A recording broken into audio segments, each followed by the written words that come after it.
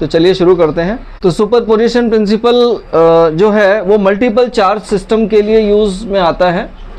यहाँ हमने मेंशन किया हुआ है super force between multiple charges. Superposition principle जो है फॉर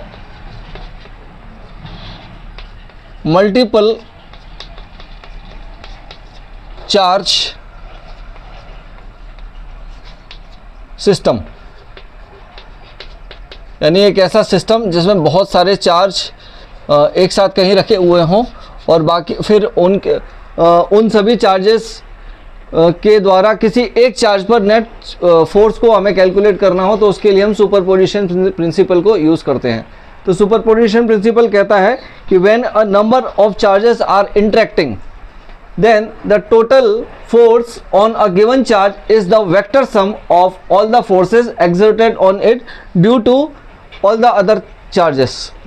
यानी किसी सिस्टम में कहीं बहुत सारे चार्ज रखे हों तो किसी एक चार्ज पर लगने वाला जो नेट फोर्स है बाकी अदर चार्जेस के कारण, वो उन सभी फोर्सेस का वेक्टर सम होता है। ये सुपरपोजिशन प्रिंसिपल कहता है।